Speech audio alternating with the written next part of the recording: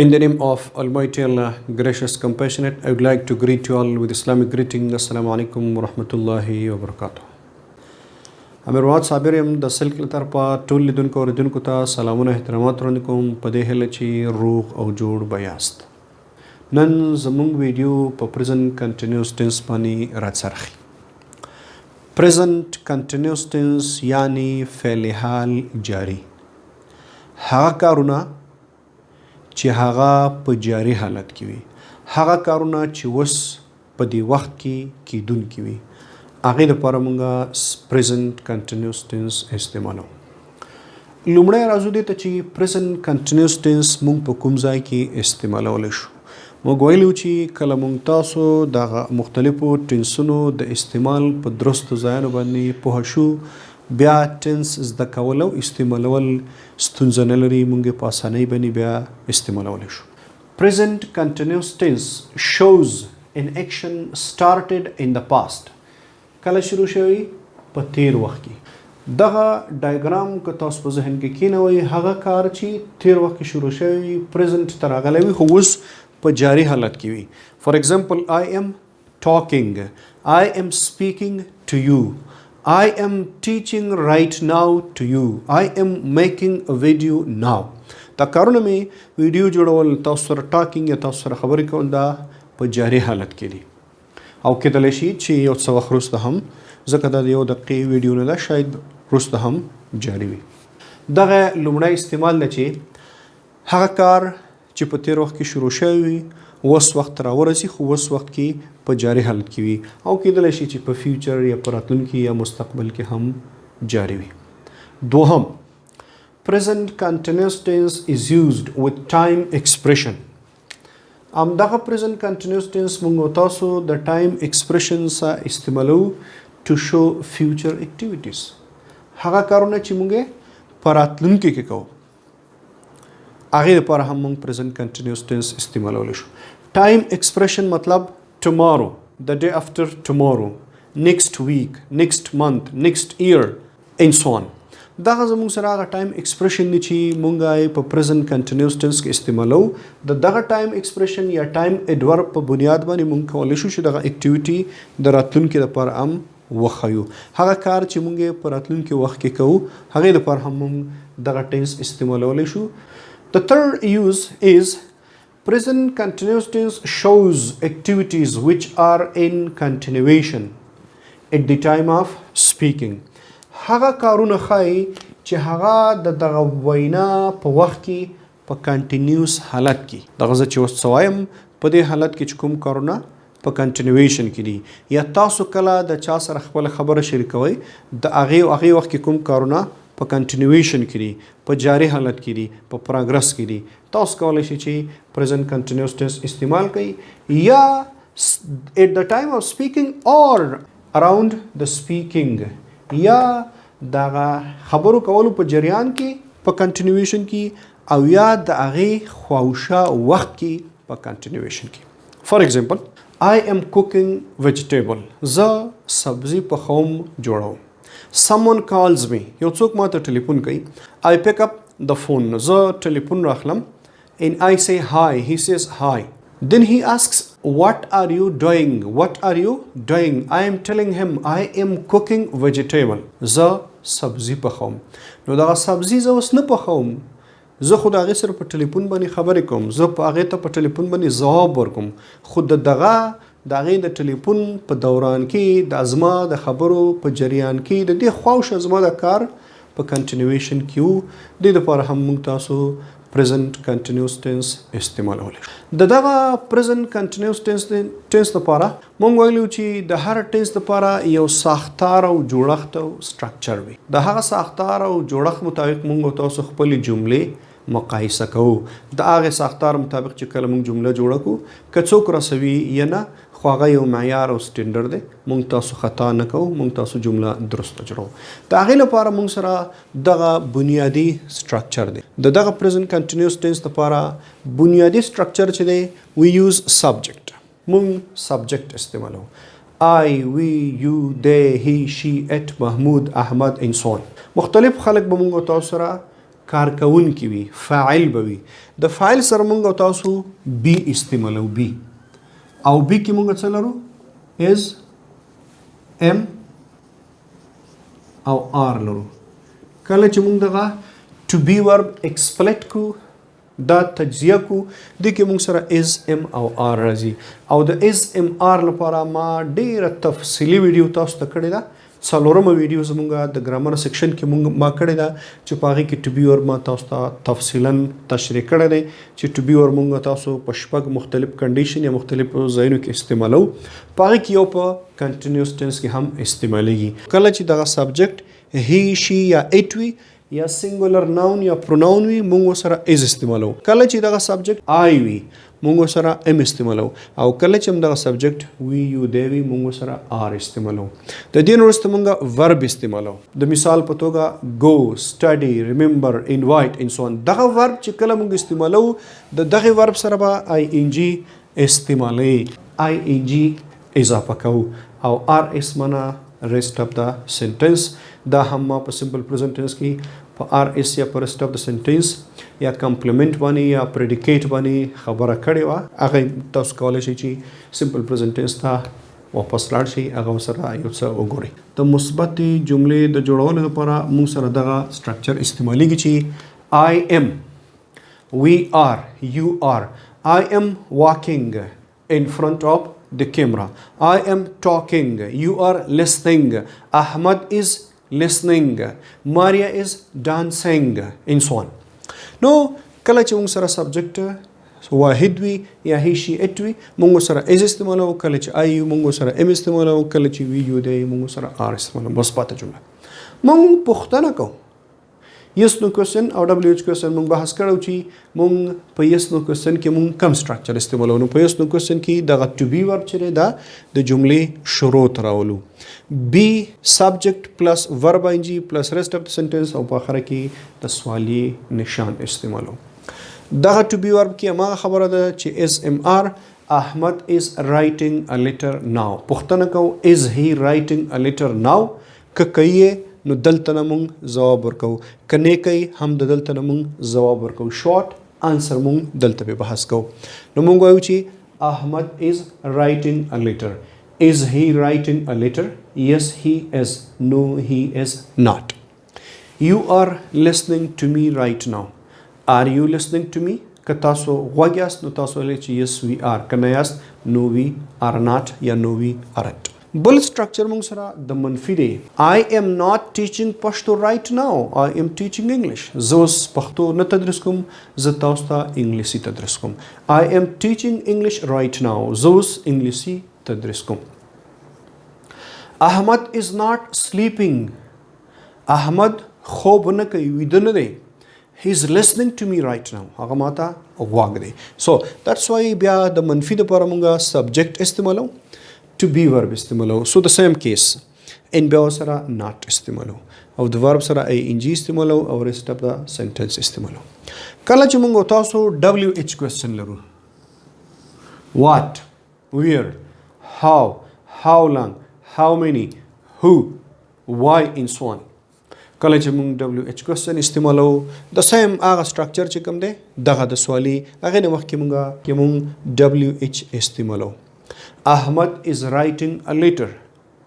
Is Ahmad writing a letter? جواب مو yes یا no دی. او که په WH باندې کوېسچن کوو what is Ahmad writing؟ احمد څه لیکي؟ he is writing a letter. هغه خط لیکي. in short answer دپاره موږ سره دغه سټرکچر دی. د لنډ ځواب لپاره سټرکچر دی چې Ahmad is writing a letter. پوښتنه جوړو is he writing a letter؟ آیا خط لیکي؟ ځواب څه دی؟ yes he is. دغه پروناون څه مطلب دی؟ دغه پروناون مونږه د هغه ناون مطابق استعمالو. are you listening to me؟ are you listening to me؟ تاسو ویلی شئ چې yes we are. نو دلته مونږ چې د to be verb سره دغه to be verb کې اس ام آر دی او کله چې مونږه د سبجیکټ سره اس ام آر څنګه استعمالو دغه شان د اس نه وروسته مونږه پروناون استعمالو. he she ate. I we you they. Ahmad and Mahmood. او دغه سره د دې پروناون مطابق مونږ از ام یا آر استعمالو. او په نو کې I am teaching you English. I am speaking to you now. Am I speaking to you now? जवाब से दे yes you are, no you are not. या yes I am, no I am not. دا I منگو تاسو alternatively ام استعمالولی شو. I زموږ چینل سبسکرایب کړئ، بیل آیکن پریس کړئ ترڅو زموږ د راتلونکو ویډیوګانو څخه باخبر اوسئ. د دې ځواب موږ په یو هم ورکولی شو او د دې ځواب موږ په I itself هم ورکول. زه تاسو نه پوښتنه کوم چې are you listening to me now؟ آیا تاسو ماته اوس غوږ یاست؟ که تاسو غوږ یاست تاسو ځواب دا ورکولی شئ چې yes we are. د present continuous tense به موږ سره دغه structure دی. زه تاسو ته اوس یو څه مثالونه لیکم، نو زه به که ستاسو اجازه وي زه به دغه تخته ورانه کړم انشاءالله. زه په دې مطمئن یم چې تاسو د دغه present continuous tense د استعمال په ځایو باندې پوه شئ. اوس پکې یو څو مثالونه جوړو ترڅو دغه ستاسو ذهن نشین شي، دغه نننی درس تاسو ته درست زده شي. زه ستاسو سره شریک یو څو مثالونه جوړوم ترڅو دغه ټیسټ باندې تاسو دقیق پوه شئ. مونږ وایو چې I am writing a letter now. زه یو خط لیکم. مونږ وویل چې د I سره مونږ څه استعمالو؟ am. We are listening to music. We are listening to music. د وی سره مونږه are استعمالو and then verb ing او دې ته مونږ وایو rest of the sentence. دې ته مونږ وایو rest of the sentence. Ahmad and Mahmood are playing football now. Ahmad or Mahmood football kai. Ahmad and Mahmood, two people. This is what we use as are. And Kamran is washing his clothes. Kamran لګیا دی اوس خپلې جامې وینځي. نو is plus verb ing او دغه Kamran is a singular person. For example, here we have an animal. We have a cat. I say it is eating meat. غوښه خوري. It is eating meat. So it plus is. انشاءالله زه په دې مطمئن یم چې دغه هی شي اټ سره مونږه از د آی سره مونږ ام استعمالو، د وی یو د سره مونږ آر استعمالو. په دې باندې تاسو پوه یاست. مونږ وایو چې I am writing a letter. د دې نه چې کله مونږ پوښتنه جوړو نو د ام د جملې شروع ته راولو. Am I writing a letter now؟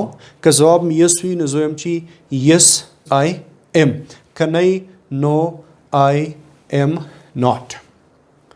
او بیا مونږ short استعمالو isn't یا aren't.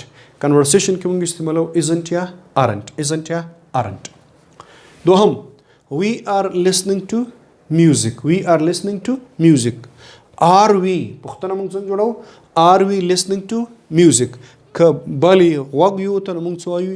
yes we are. که نه یو no we are not یا no we aren't. بله جمله Ahmad and Mahmood are playing football now.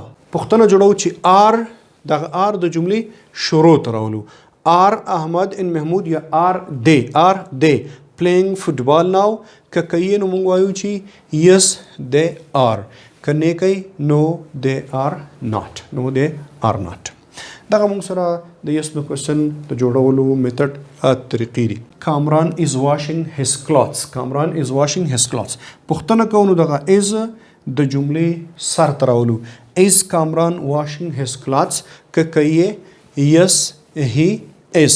که نه کوي no he is not.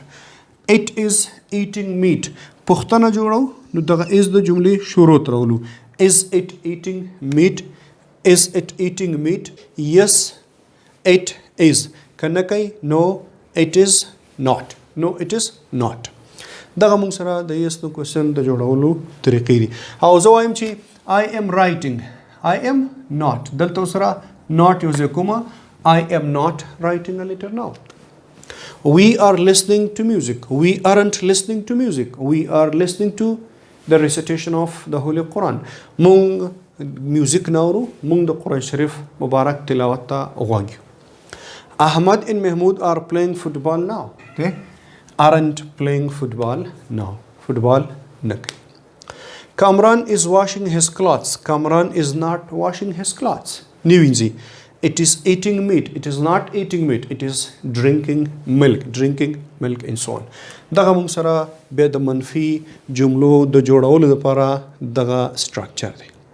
اوس د WH question لپاره د information question لپاره موږ تاسو څنګه پوښتنه جوړو. The same structure is used. دغه structure استعمالېږي خو صرف مخې ته WH موږ استعمالوو. Let me make some examples. زه یو مثبت جمله لیکم Suleiman is eating bananas. Suleiman is eating bananas. Suleiman کیلې خوري. پوښتنه موږ داس کوو چې is Suleiman eating bananas؟ آیا سلیمان کیلې خوري؟ دلته مو ویل چې yes he is یا no he is not. اوس دغه لپاره زه پوښتنه کوم چې what is Suleiman eating؟ موږ سره انسر شته he is eating bananas. څه خوري؟ کیلې خوري. He is eating bananas. څه خوري؟ کیلې خوري. بله پوښتنه موږ کولی شو چې who is eating bananas؟ څوک کیلې خوري؟ دغه جملې مطابق موږ هو پوښتنه کولی شو. نو موږ سره جواب شته چې Suleiman is eating bananas. زه وایم چې Suleiman is eating bananas at a park. کله د پر زه پوښتنه په WH question باندې جوړوم نو بلم کولی شم چې where is Suleiman eating bananas؟ زه مونږ ویلی شو چې he is eating bananas at park. چیرته خوري؟ په پارک کې خوري. نو مونږ سره مونږ تیر ځل هم ویلو چې په WH question کې مونږ سره why دی where دی when دی what دی who دی and so on. هغه مونږ سره مختلف WH question شته چې ان شاء الله په دې باندې بیا مونږ تاسو یو جدا او سپریټ لیکچر ولرو. why څه لپاره استعمالېږي؟ ولې؟ where ځای لپاره استعمالېږي؟ when د وخت لپاره استعمالېږي؟ what څه لپاره؟ who د شخص یا کارکونکي یا فاعل لپاره استعمالېږي؟ who د سبجیکټ لپاره هم استعمالېږي، د ابجیکټ لپاره هم استعمالېږي. په سبجیکټ کې بیا یو جدا طریقه ده او په ابجیکټ کې بیا جدا طریقه ده. ان شاء الله بیا په یو ورځ بحث کوو. بل مونږ دا وویل چې همدغه ټینس مونږ د فیوچر دپاره هم استعمالولی شو. د فیوچر دپاره پکې زه یو څو مثالونه تاسو ته جوړوم. زه دا وایم چې I am going to Kunduz next week. I am going to Kunduz next week. Next week it is future. دا راتلونکي هفته. نو دا موږ سره د فیوچر دپاره هم present continuous tense موږ تاسو استعمالولی شو. We are starting present perfect tense next week. موږ په راتلونکي هفته کې present perfect tense شروع کوو. یا مونږ وایو چې they are flying to USA next month. هغوی راتلونکي میاشت کې امریکا ته ځي، امریکا ته سفر لري. نو دغه مونږ تاسو سره د مثبتې جملې جوړولو لپاره سټرکچر دی، دغه مونږ سره د سوالیې دپاره، دغه مونږ سره د منفي دپاره او دغه مونږ تاسو سره د انفارمیشن کوېسچن یا د WH کوېسچن جوړولو دپاره دغه ساختار او سټرکچر دی. د شارټ انسر دپاره به مونږ پازیټیو مثبت دا دی او منفي دا دی، او شارټ به مونږ استعمالو isn't یا aren't، isn't یا aren't. د لغاتونو د زده کړې دپاره مونږ یو بله نوې لړۍ شروع کړې ده چې د ټریژر آف وکیبلري په نامه باندې. په هغې کې ما تاسو ته یو 15 مختلفې ویډیوګانې کړي، خاص کر د ورب لومړی فارم، دوهم فارم او دریم فارم د زده کړې لپاره. تاسو کولی شئ چې د هغې نه دغه د ورب لومړی، دوهم او دریم فارم زده کړئ. د نن لپاره دا بس دی. کوشش دا وکړئ چې زموږ دغه چینل په خپل هم سبسکرایب کړئ، ملګرو ته هم ووایاست، تر څو زموږ د راتلونکو ویډیوګانو نه باخبره اوسئ. د یو ښه، آباد او پرمختللي افغانستان په هیله ژوند مو د خوښیو ډک.